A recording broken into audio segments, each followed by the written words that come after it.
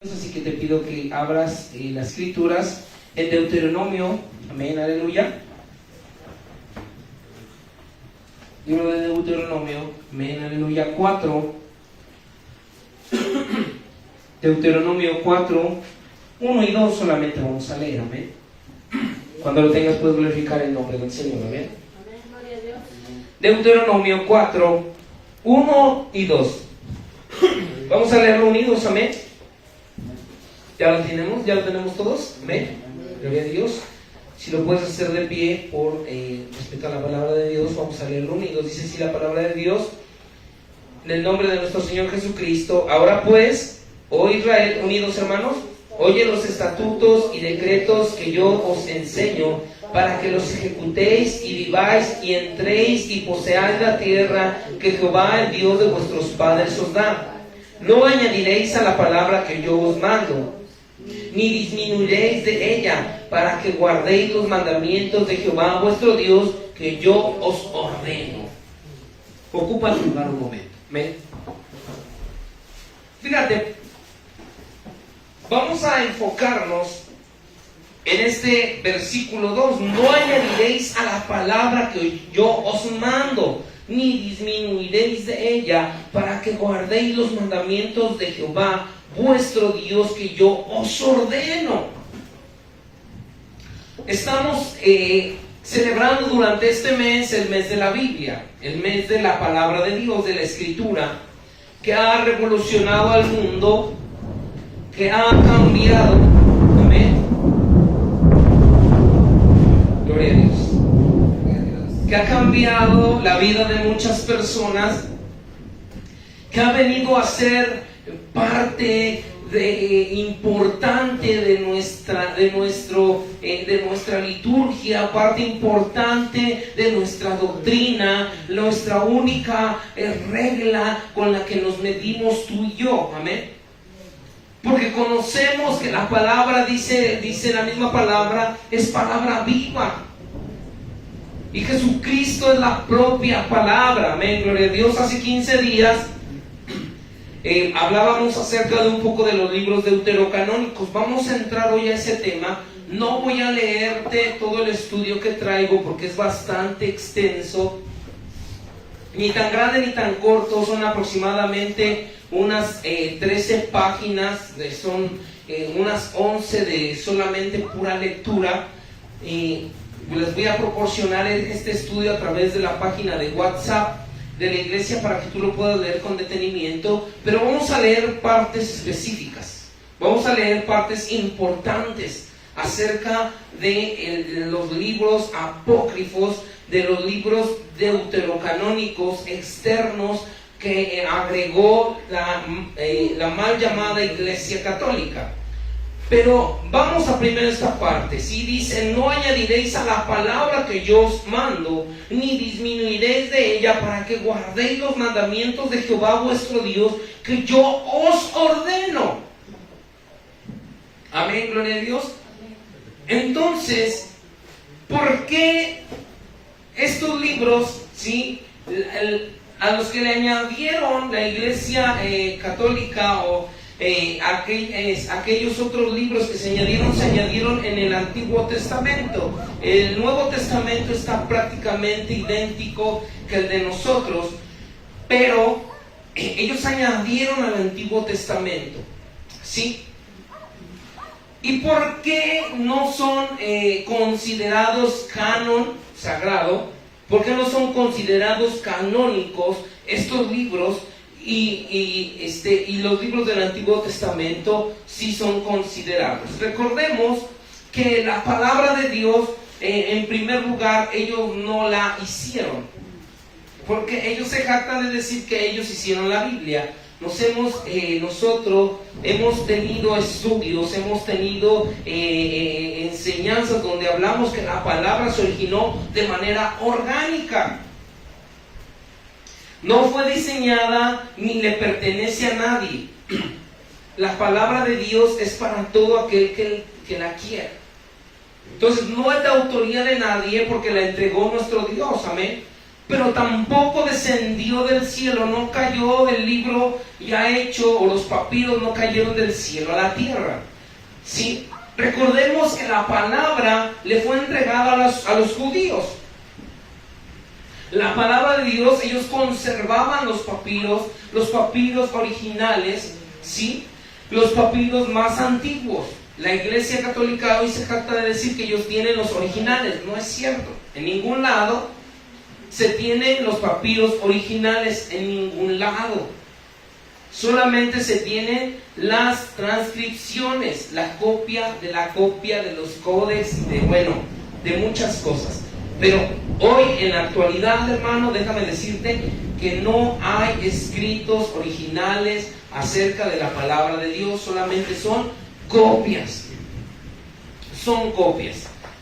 Pero adentrándonos un poco en nuestra materia, ¿sí? En lo que nosotros como cristianos reconocemos como palabra de Dios, en lo que nosotros reconocemos como canon sagrado, ¿sí? En lo que nosotros conocemos como la Biblia, tenemos estos 66 libros que han llegado a nuestra alma y nuestro corazón. Pero ¿cómo sabemos que verdaderamente es palabra de Dios? ¿Cómo sabemos que la Biblia verdaderamente es la escritura del Señor? Bueno, hay varios puntos que se tomaron en cuenta, ¿sí? Desde los judíos, recordemos, ¿sí? Hasta el día de hoy, con los primeros cristianos y también los primeros padres de la iglesia, los cuales abrazaron esta primera escritura, ¿sí? Primero que nada, ellos concuerdan entre sí. Si tuviera las conexiones que hay entre la Biblia, ¿sí? Las conexiones que hay entre un capítulo y otro, entre un pasaje y otro, entre una historia y otra, bueno, se forman miles y miles de conexiones que concuerdan, que es como un rompecabezas. ¿Qué es lo que pasa con un rompecabezas cuando tú tratas de poner una pieza donde no va? Se ve mal, no encaja, no embona. No va a embonar el color, no va a embonar quizás la forma, no va a concordar con la imagen que trata de darte el rompecabezas, ¿sí? Quizás en algún momento va a quedar chueco o va a quedar un vacío. Pero la palabra de Dios, ¿sí? Concuerda desde el Génesis, Éxodo hasta el Apocalipsis. Es una línea recta, ¿sí? En esta ocasión no les traje esa imagen, se me pasó por completo, pero hay una imagen que muestra todas esas líneas, todas esas concordancias, cómo empatan las unas con las otras, y son miles, hermano, de referencias que se sustentan a sí mismo en la palabra de Dios. Recordemos, hermano, ¿cómo podemos sustentar la palabra de Dios? ¿Alguien sabe? ¿Cómo se sustenta la palabra de Dios? La palabra de Dios se sustenta a sí misma. Amén. La palabra de Dios se va a sustentar a sí misma, ¿sí? Todo lo que dice no va a tener contradicción. No puede tener contradicción. Tiene que concordar lo uno con lo otro. No puede salirse, no puede decir en un pasaje una cosa y de repente venir y contradecirse más adelante, porque entonces no habría sabiduría de Dios en ese libro. Por eso es importante que conozcamos los libros de la Biblia. Por eso es importante que conozcamos la palabra de Dios. Por eso es importante que conozcamos por qué realmente estos libros apócrifos no van dentro del canon sagrado. Y bueno, ahorita estamos hablando de la Biblia católica, pero también en algún momento les voy a dar el estudio del libro de Enoc, que muchos, aún siendo cristianos, hermanos, dicen que el libro de Enoc sí debería de estar dentro del canon sagrado. Imagínate. Y bueno, muchos más libros que hay. Están los Apocalipsis de Pedro, el Apocalipsis de Pablo, y bueno, tantos libros. De hecho, todavía hay más cartas de Pablo más cartas que fueron escritas. Pero ¿por qué no entraron dentro del canon sagrado? Porque es lo que Dios quiso revelarnos. Amén. Esto es lo que se conoce de Dios. Es lo que el Señor nos quiso entregar. Es lo que Dios nos quiso dar. Es de la manera que Dios quiere que tú lo conozcas. Es de la manera que Dios se nos da a conocer a cada uno de nosotros, a través de la Escritura. Amén, gloria a Dios. Voy a leer un poco acerca de la información del porqué de estos libros deuterocanónicos o apócrifos. Recordemos que apócrifo significa de dudosa procedencia. ¿Sí? Deuterocanónico significa otro canon. ¿Sí? Es un canon diferente. La Iglesia Católica Romana no canonizó oficialmente los libros deuterocanónicos, o sea, el libro de Tobías, ¿sí? Tobías o Tobí, el libro de Judí, el libro de la sabiduría, el libro del eclesiástico, Siracida o Siracides, el libro de Baruch, incluida la carta de Jeremías, Baruch 6, libro primero y segundo de Macabeos, sino que ellos lo canonizaron hasta el Concilio de Trento en el 1546. Fíjate cuál fue la razón de que metieron estos libros extra al canon que ya se había hecho. Porque antes de 1546 ya estaba así, como lo tenemos hoy en día. Ya estaba así, 66 libros nada más. Fíjate, ellos empiezan a agregar estos libros luego de la Reforma Protestante. De la Reforma Protestante o de la Reforma Cristiana, ¿sí? Los incorporan en respuesta a la Reforma, ya que el material contenido en los deuterocanónicos sirvió para apoyar ciertas doctrinas católicas como la del purgatorio, la oración por los muertos y la salvación por obras, entre otras. ¿Cuál fue la razón? Viene la Reforma Protestante, se levanta Martín Lutero, levanta los edictos, pega todas esas protestas en la puerta, ¿sí? Y empieza el protestantismo, así como nos llaman a nosotros, ¿sí? Como nos llama la Iglesia Católica, los protestantes, empieza a levantarse, se empieza a levantar, lo empiezan a apoyar reyes, lo empiezan a apoyar, se empiezan a salir muchos sacerdotes y obispos, empiezan a hacerse a un lado, aquellos que no están de acuerdo con el papado, aquellos que no están de acuerdo con muchas cosas, se empiezan a salir de la Iglesia Católica, empiezan a ver la luz de Cristo, empiezan a comprender que la palabra es poderosa, que si hay salvación por la fe, y entonces ellos se sorprenden y dicen, hay que hacer algo. Entonces dice, ¿cómo vamos a reforzar ciertas doctrinas? Pues vamos a añadirle al libro. Vamos a añadirle a este libro, ¿sí? A la Biblia, a lo que ya tenemos hecho, más libros para sustentar nuestras mentiras. Básicamente fue lo que hicieron. Ese fue el fin del por qué agregaron más libros. Ese fue el fin del por qué agregaron estas doctrinas.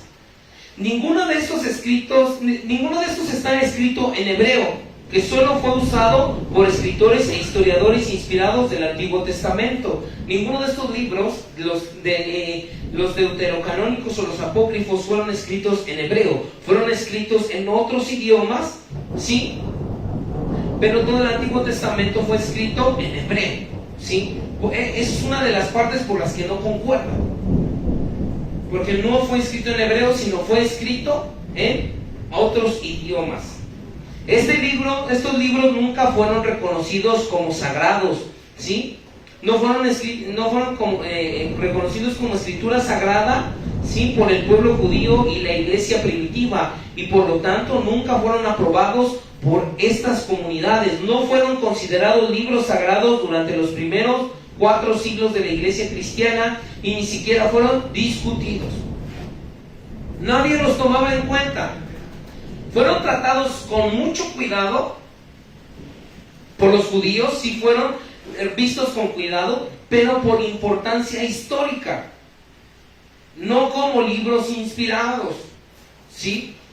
Era como aquel que contaba una historia, como Jaimito el Cartero, allá en Tangamandapio, una ciudad con crepúsculos arrebolados, ¿no? Te hablaban de ciertas cosas que pasaban, pero nunca fueron tomados como libros inspirados o de parte de Dios, porque no cumplían con la reglamentación importante para pertenecer o para ser tomados como libros inspirados, ¿sí? Los deuterocanónicos enseñan doctrinas como la oración por los difuntos y la salvación por las obras y la perfección merecida por las obras, que rechazaba enfáticamente Martín Lutero en su reforma. Todo eso fue lo que empezó a debatir Martín Lutero. Les empezó a debatir acerca de la oración por los muertos, de la salvación por limosnas, de la salvación o más bien de las oraciones hacia los muertos, de la súplica de los muertos por los vivos. Y todo eso y muchas cosas más, Martín Lutero se levanta un día y empieza a confrontarlos. Y un día que lo llaman a juicio, el Martín Lutero dice: rechazo el papado, rechazo todo esto. Y le dicen, pues serás un hereje, no importa, yo lo rechazo, porque solamente, sí, el justo por la fe vivirá. Amén. Entonces esa raíz de que la Iglesia Católica empieza a ver una pérdida, la Iglesia Católica empieza a ver un declive. ¿Por qué? Porque ahora la palabra empieza a ser libre, y empieza a ser libre, ¿sí? Porque recordemos, antes se daban las misas y se enseñaba y se leía la Biblia, ¿en qué idioma? Latín. Un idioma que muy pocos hablaban, un idioma que hoy por hoy está casi extinto, que no todos conocían, solamente la Iglesia Católica, los curas, todos ellos solamente conocían. Imagínate, ¿qué clase de trama hacían ellos para tener a la gente cautiva? Y no fueron las únicas mentiras, hermano. Venía una gran cantidad de mentiras que ellos traían con el único propósito de obtener más dinero. Muchas veces, en algunos debates que yo he visto entre ciertos curas y ciertos hermanos cristianos, muchas veces esta gente dice: pero en tu iglesia cristiana cobran los diezmos y en eso. Y todo el tiempo están atacando con eso. Pero nunca dicen que si tú vas con el cura a pedirle que te case, tiene una cuota. Si tú vas con el cura a decirle que te bautice a tu hijo, tiene otra cuota. Si vas con el cura a decirle que se murió tu familiar y que venga a hacer una misa, tiene otra cuota. Si tú quieres cualquier cosa, tiene un cobro. Tiene un cobro. El Vaticano, hablando del Vaticano, hermano, no estoy hablando de Roma, ¿sí? Estoy hablando del Vaticano, porque el Vaticano hoy por hoy se considera como un país independiente a Roma, ¿sí? Está dentro de la ciudad de Roma, pero el Vaticano se considera, ¿sí? Se considera una ciudad aparte. El Vaticano, siendo una de los países, sí, un país muy rico, aún siendo el país más pequeño, es uno de los países más ricos. ¿Por qué? Porque ahí llega todo el dinero que mandan de todas las iglesias a nivel mundial.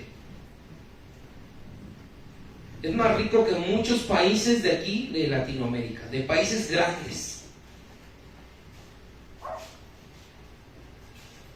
¿Por qué? Porque a base de sustentar sus doctrinas deuterocanónicas, a base de sustentar sus doctrinas falsas, agregan estos libros para que tengan más solidez y digan: ¿ya viste? Es que esto habla Tú estás hablando que no se debe de orar a los muertos, pero ve, aquí en la Biblia dice que sí. No, momento. Esto lo empezaste a agregar, sí, empezaste a meterlos y lo canonizaste hasta 1546. Metiste ya de lleno y tomaste, sí, en el Concilio de Trento ya tomaste como verdad estos libros extra.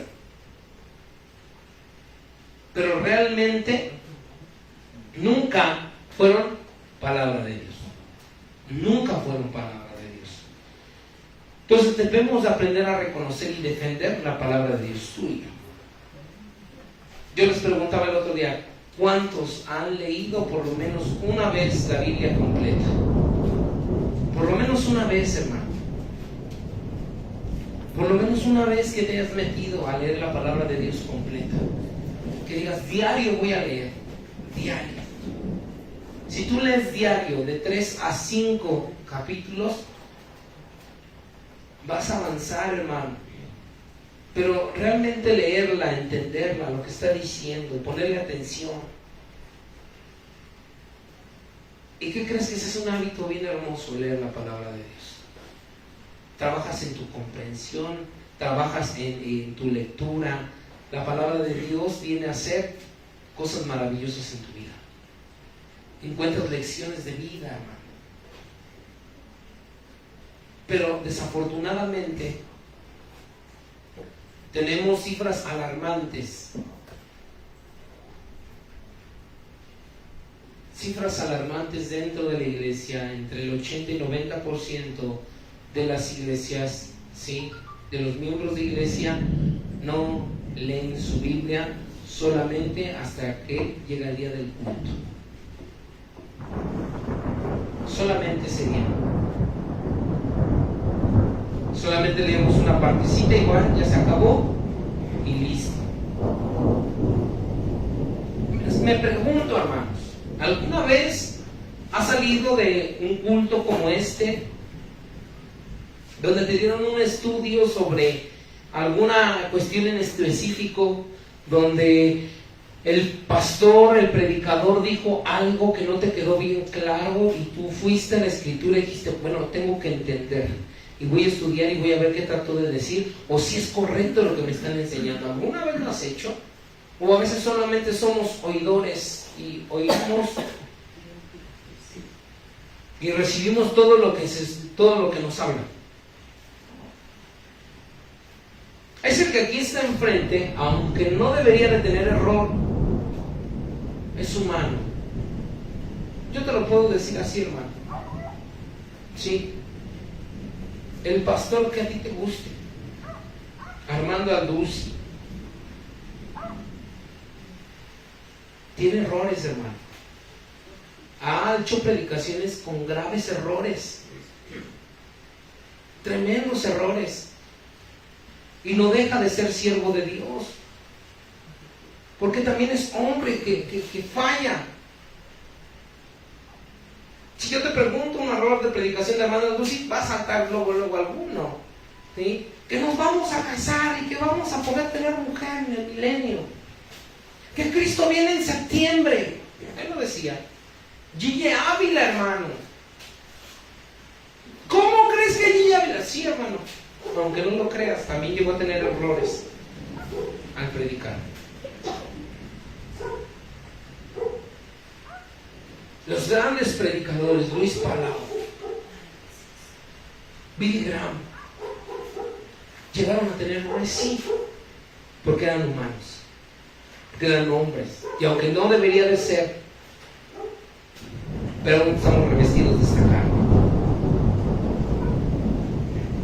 Pero a veces decimos, no, es que por ser Gigi Ávila yo le tengo que creer. ¿Qué crees? El único que no falla es Dios, es la palabra de Dios. Es que por ser Armando Alduzzi ha estudiado, y tú qué vas a saber, lleva años de instituto y ha hecho tantos estudios y ha dicho tantas cosas. No importa. Armando Alduzzi dice, la única ciudad que está sentada sobre 7 montes es Roma. ¿Y qué creen? No. Porque habla acerca de, ¿sí?, de la gran ramera y todo ello. Yo no estoy diciendo que la Iglesia Católica no lo sea, lo es, pero no es la única ciudad que está sentada sobre 7 montes. De hecho, hay una ciudad también que está sentada sobre 7 montes. ¿Alguien sabe cuál es? No. ¿Alguien sabe cuál es la otra ciudad? Porque habla que es la ciudad, es aquella mujer, está sentada sobre los 7 montes, y habla acerca de eso, y es una característica de la gran ramera. Pero no es la única ciudad. Roma no es la única ciudad que está sentada sobre 7 montes. Hay una bonita alabanza que dice: como Jerusalén tiene montes alrededor de ella. Jerusalén está sentada y está rodeada por 7 montes. Entonces, hacer afirmaciones como esa no es pecado. No quiere decir que el pastor, que el siervo de Dios, sea un hereje, pero sí se llegan a equivocar. Sí, va a haber errores, claro que sí. Pero el que nunca falla, el que nunca tiene errores, es Dios. Y todo lo que tú oyes, tienes que examinarlo a la luz de la palabra.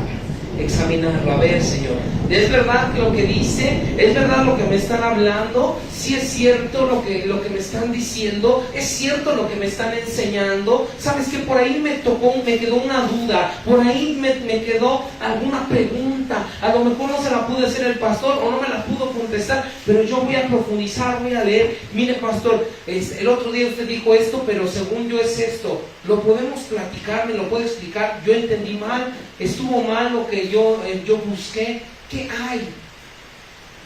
Nos falta hambre por la palabra de Dios. Nos falta hambre por estudiar la palabra de Dios. En aquel tiempo, el latín no se escuchaba así, no se entendía lo que decían.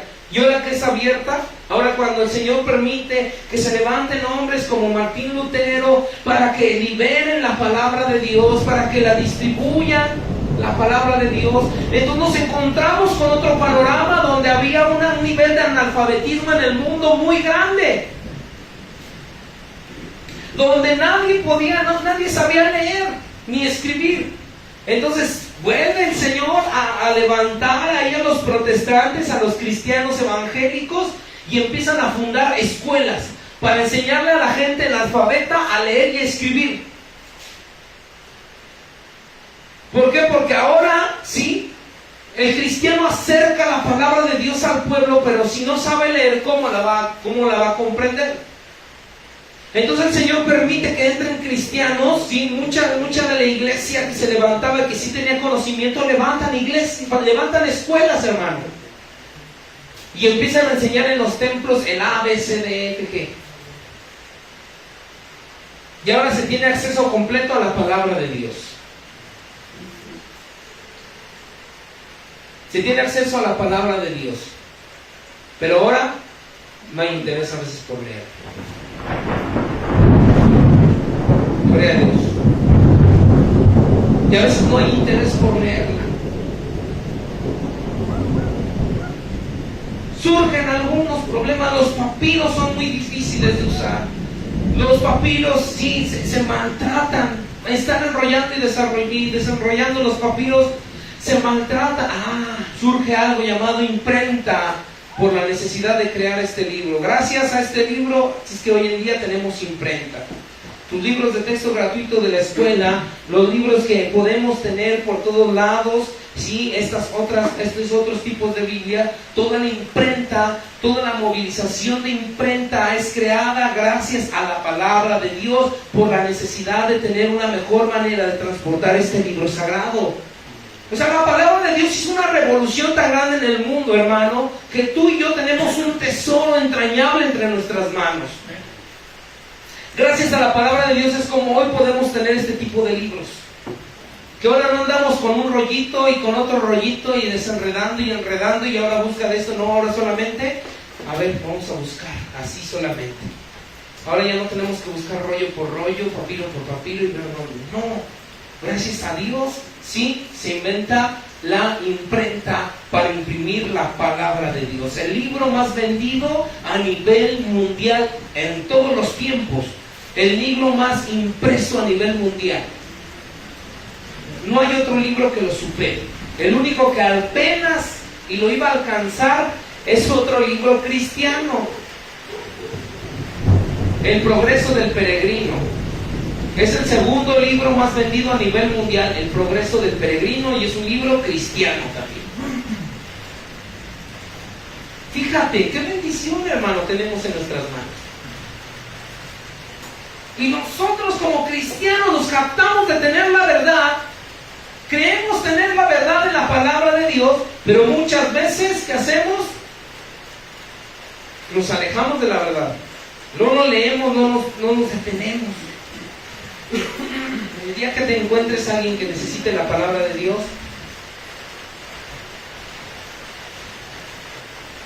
si no conoces bien la Biblia, ¿qué texto le vas a decir a esa persona? Porque es muy bonito saberse porque de tal manera amó Dios al mundo. Pero si esa persona te dice, oye, ¿sabes qué? La verdad, yo ya tengo ganas de suicidarme, no sé qué hacer. Nadie me comprende, nadie me entiende. Yo sé que Dios es amor y todo lo que quieras, pero yo tengo ganas de suicidarme. ¿Qué más le leerías? ¿Qué más le llevarías? ¿Qué más le enseñarías de la palabra de Dios? A una persona con problemas de ansiedad, ¿qué le pondrías a leer en la palabra de Dios?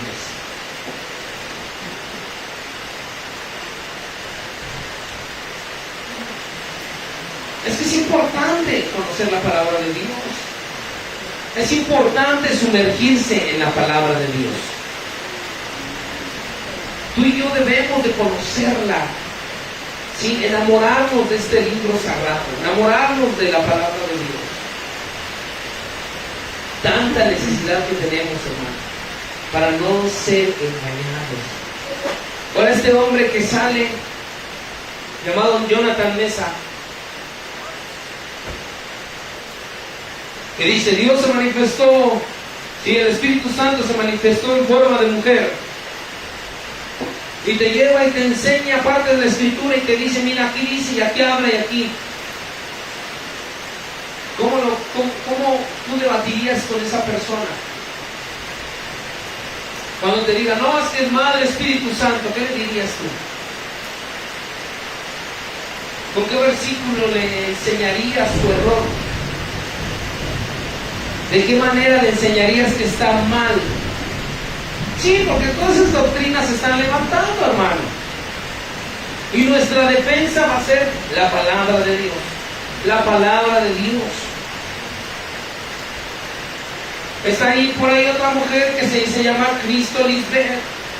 Igual que se dice ser Dios en la tierra. Hay otra mujer por ahí que se dice ser el arcángel Miguel. Sí. Y lo creas o no, tienen seguidores. El que está preso, ¿sí?, de la luz del mundo, aún le siguen orando, aún le siguen llorando, a pesar de que se declaró culpable de violaciones y bueno, un montonal de cosas. ¿Por qué? Porque la gente está entenebrecida. Porque la gente no busca a Dios, sino busca al personaje.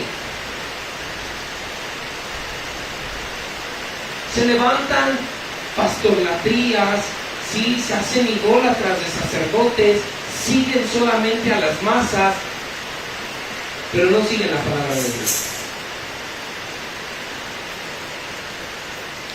No siguen lo que es sagrado, hermano. Yo te invito, te insto, hermano, a que si un día se te dice, hermano, ¿y qué le parece si? ¿Qué le parece si un día nos da un estudio? ¿Qué le parece si un día nos predica de algo? No te digo que vas a sacar una predicación de una a 2 horas. Quizás va a ser una predicación sencilla, 20 minutos, 25 minutos. Pero vas a saber de qué hablar de la palabra de Dios. Bueno, vamos ahora a lo importante. Los errores doctrinales de estos libros, ¿sí? De los libros apócrifos. Errores doctrinales en los libros apócrifos.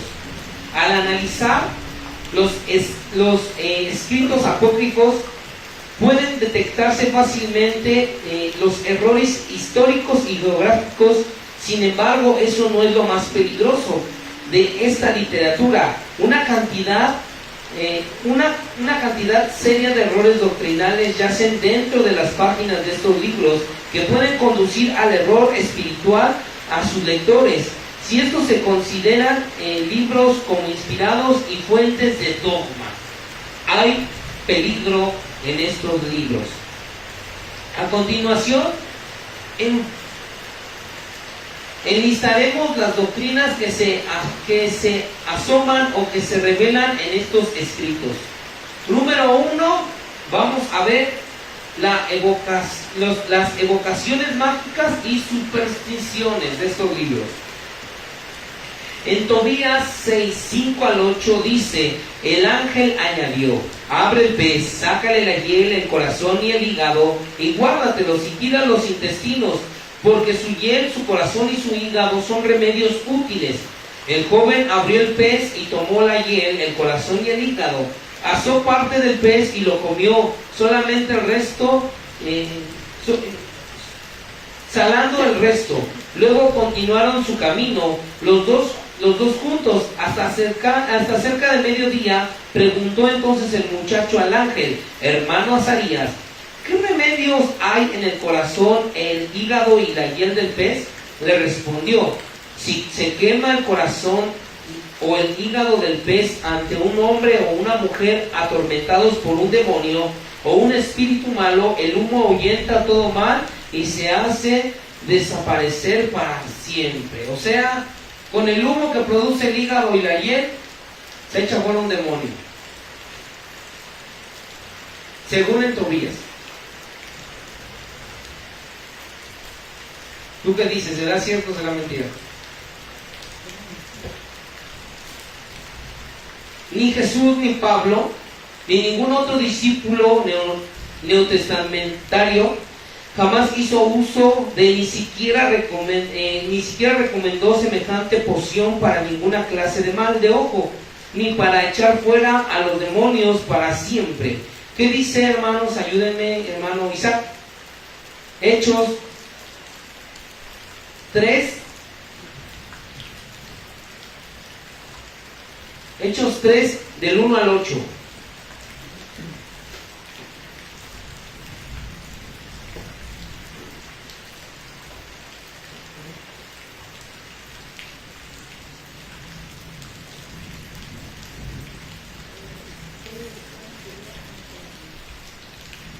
Pedro y Juan subían juntos al templo a la hora novena de la oración, y era traído un hombre cojo de nacimiento, a quien ponían. Cuando vio a Pedro y a Juan que iban a entrar en el templo, Pedro con Juan fijando en él los ojos le dijo: míranos. Entonces ustedes estuvo atento, esperando recibir algo de ellos. Mas Pedro dijo: no tengo plata ni oro, pero lo que tengo te doy. En el nombre de Jesucristo de Nazaret, levántate y anda. Y tomándole por la mano derecha, le levantó, y al momento se le afirmaron los pies, los tobillos. Y saltando se puso en pie y anduvo, y entró con ellos en el templo, y andando y saltando y alabando a Dios. Amén. Y por separado 16. Y por la fe en su nombre a este que vosotros veis y conocéis, le ha confirmado su nombre, y la fe que es por él ha dado a este completa sanidad en presencia de todos vosotros. Amén, gloria a Dios. Y Marcos 16, 17, hermano José, ¿pueden leer? Marcos 16 y 17.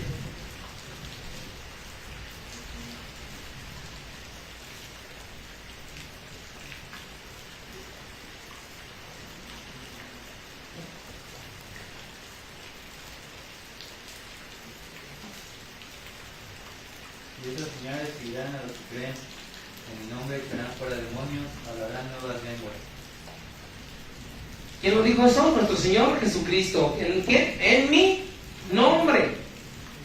No por humo, no por lo que producen las vísceras. Jesús declaró que los demonios habían de ser echados fuera en su nombre, pero no en el nombre de un corazón de pescado sobre brasas. Tampoco afirmó que el susodicho demonio o demonios jamás volverían a ellos. Este pasaje de un libro apócrifo es una contradicción tan descarada de lo que el Antiguo y Nuevo Testamento enseñan, que ni los bautistas ni los protestantes pueden aceptarlo como auténtico.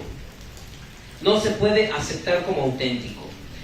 Punto número 2, o siguiente punto, las limosnas libran de la muerte. Dice Tobías 4:10, porque la limosna libra de todo pecado, de la muerte e impide caer en las tinieblas. Y Tobías 12:9 dice, porque la limosna libra de la muerte y purifica todo pecado, y a quien lo hace encontrará misericordia y larga vida. La limosna perdona los pecados y saca a la gente del infierno, según ellos.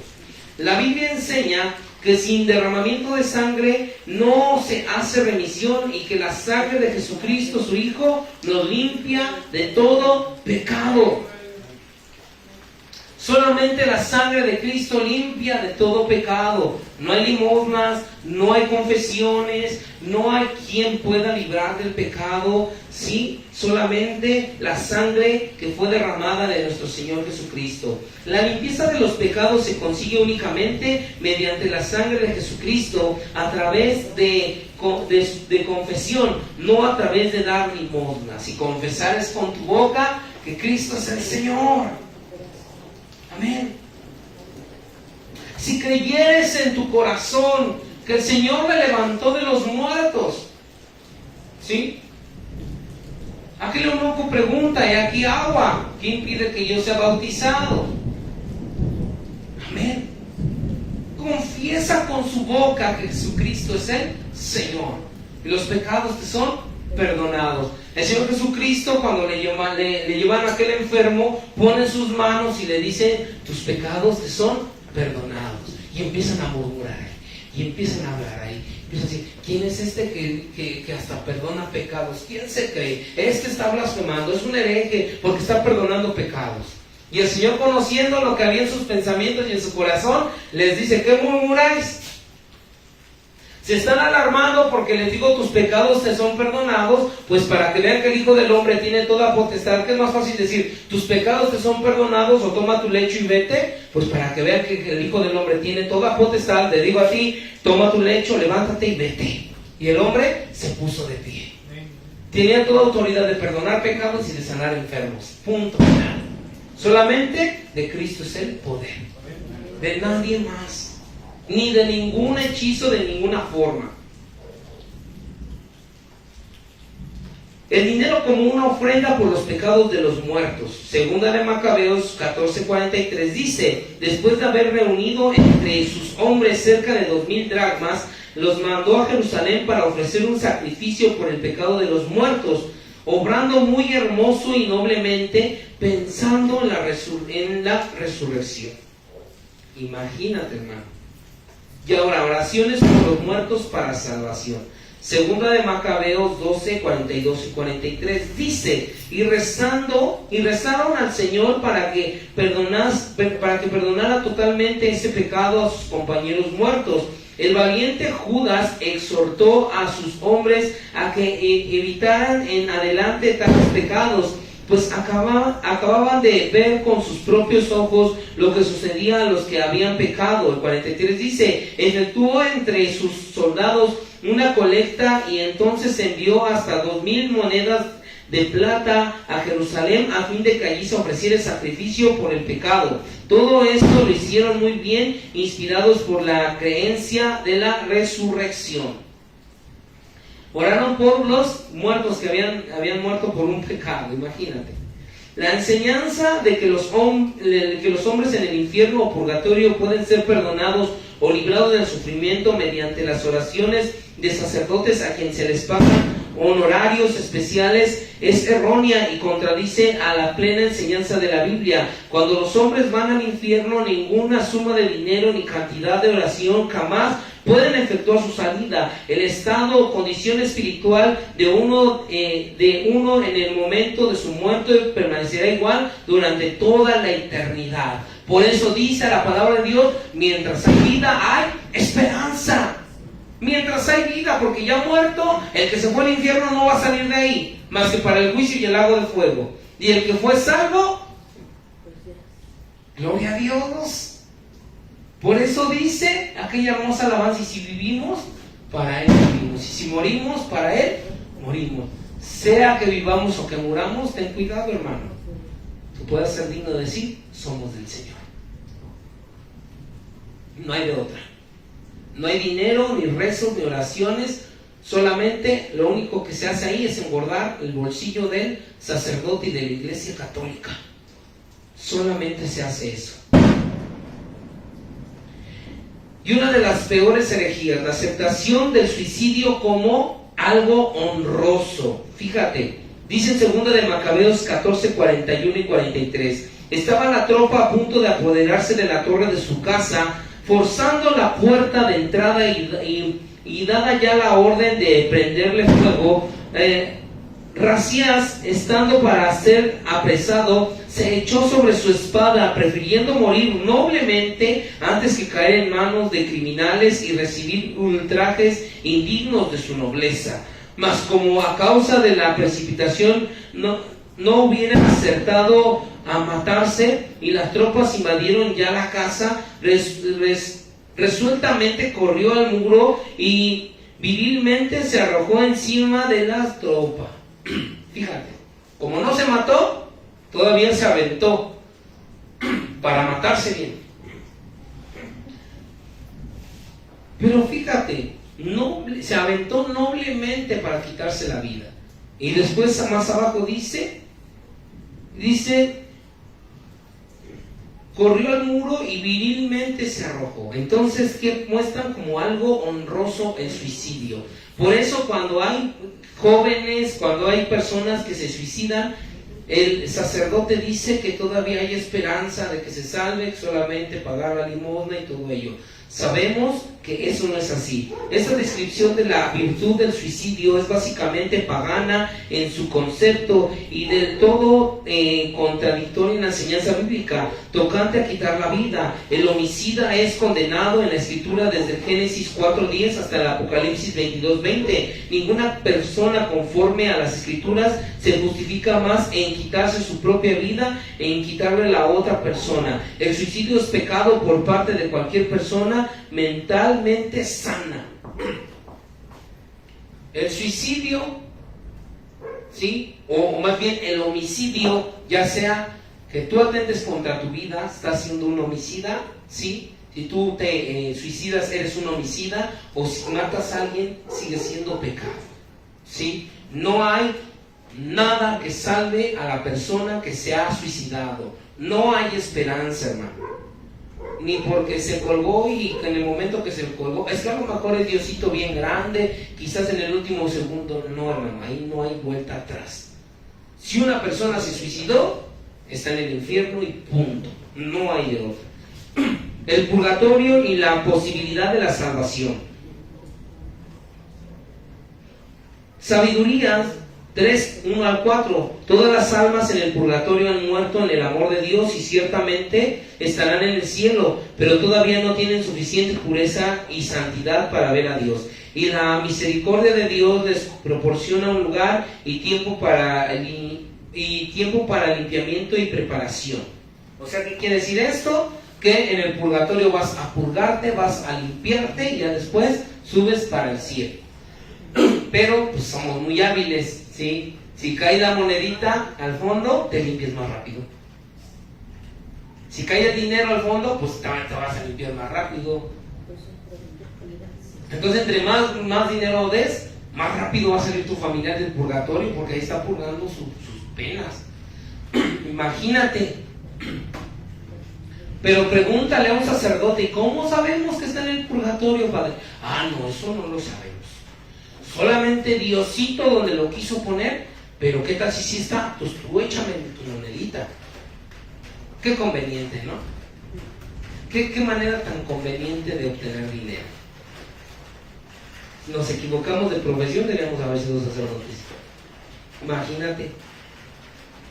La Biblia enseña que no hay lugar para arrepentimiento ni para salvación después de la muerte, y nos enseña que las oraciones de otros les puede, no enseña que las oraciones de otros les pueda ayudar en eso entonces, ¿sí?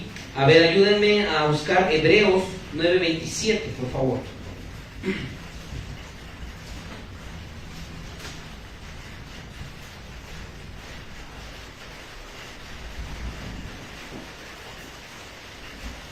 Dice así, y de la manera que está establecido para los hombres que mueran una sola vez, y después de esto, el juicio. Una sola vez y el juicio. ¿Ve? Vamos a Apocalipsis 14:13. Dice así: oí una voz desde el cielo que me decía, escribe, bienaventurados de aquí en adelante los muertos que mueren en el Señor. Sí, dice el Espíritu, descansarán de sus trabajos, porque sus obras con ellos siguen. Entonces no hay manera que el salvo sea más salvo y que el que está condenado sea salvo. No, ya no hay. Una vez muerto, el cuerpo se va a descomponer, se va a hacer polvo, y el alma al lugar que escogió. No es donde Diosito me quiso poner, no es donde Diosito quiera, no. Es donde yo escogí. ¿Por qué? Dijo el Señor, el pecado está a la puerta y tú te enseñorearás de él. ¿Qué quiere decir esto? Tú sabes, tú te enseñoreas del pecado. ¿Sabes si lo abrazas o lo pisoteas? Tú sabes si lo apartas o lo tomas para ti. Por eso el pecado está a la puerta. Pero hay alguien que también está a la puerta. Dijo el Señor, yo estoy a la puerta y llamo. Entonces nosotros decidimos si pecar o santificarnos. Pero una vez, habiendo muerto, ya no hay esperanza para el que se perdió. Los ángeles mienten y tienen familia, fíjate. Tobías 5:15-19 dice, hablando a Tobías, respondiendo el ángel, yo lo llevaré y te lo volveré a traer acá. Replicóle Tobías, dime, te ruego, ¿de qué familia y tribu eres tú? Y díjole el ángel Rafael, ¿buscas tu linaje del jornalero o a la persona del jornalero que vaya con tu hijo?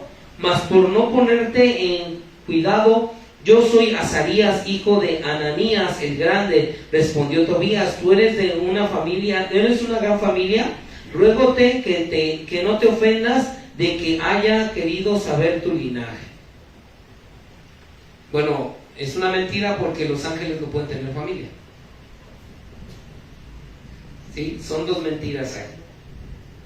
Los ángeles no pueden tener familia. Me interesa también hablar acerca del libro de Enoc, es porque de ahí viene toda la doctrina acerca de los gigantes. También, ¿sí? Acerca de que los ángeles vieron a las mujeres y bajaron y hicieron actos deshonrosos. Vamos a más adelante, cuando demos el estudio del libro de Enoc, vamos a ver si es cierto o no acerca de todo esto, ¿sí? Jesús enseña en Marcos 12:25 que los ángeles no tienen familia, no se casan ni se dan en casamiento. Sin embargo, el ángel Rafael argumenta que tiene familia, lo cual deja entredicho la calidad moral del ángel y con la calidad moral del libro. ¿Cómo se puede apreciar? Los apócrifos tienen serios problemas desde la magia, la salvación por obras, dinero, dando como ofrenda por los pecados de los muertos y errores en hechos históricos, además de muchas otras enseñanzas no bíblicas y falsas, lo que nos lleva a concluir que no son escritura inspirada y por lo tanto no pueden ser base doctrinal. estudio, hermano, tiene mucho más profundo. Bueno, nos habla en las primeras partes de qué trata cada libro, sus errores históricos y todo ello. Se los voy a mandar por WhatsApp, al WhatsApp de la iglesia, hermanos. Ustedes pueden leerlo con detenimiento para tenerlo un poquito más en cuenta, hermanos. Pero no echemos en saco roto nada de esto. No echemos en saco roto. Yo les decía hace un momento, tenemos la verdad, tenemos la palabra de Dios. Entonces vamos a usarla, hermano. Vamos a usarla. Vamos por último a Eclesiastés. Ponte de pie, hermano. Eclesiastés 3:14. Y con esto concluimos. Amén. Eclesiastés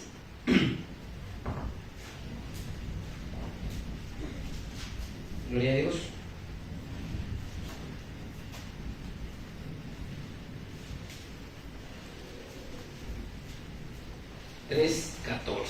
Amén. Y con esta parte escritural terminamos este tiempo. Y así voy a dejar el lugar al pastor Francisco para que ore dando gracias por la palabra y por la ofrenda también, y también seamos despedidos. Dice así la palabra de Dios, 3:14, dice: he entendido que todo lo que Dios hace será perpetuo. Sobre aquello no se añadirá, ni de ello se disminuirá, y lo hace Dios para que delante de Él teman los hombres. No se añadirá ni se disminuirá. Lo que Dios hace se tiene que entregar íntegro, completo delante de Dios. Escudriña la Escritura, hermano. Que de verdad seamos la iglesia que anuncia, que proclama, que tiene la palabra de verdad. No tengas ningún temor. Si hay algo que no entendiste, si hay algo que no entiendes, aquí están los siervos de Dios. Aquí estamos para ayudarte. Y si no tenemos la respuesta, porque también somos humanos, podemos llevarlo y podemos estudiarlo, y te prometo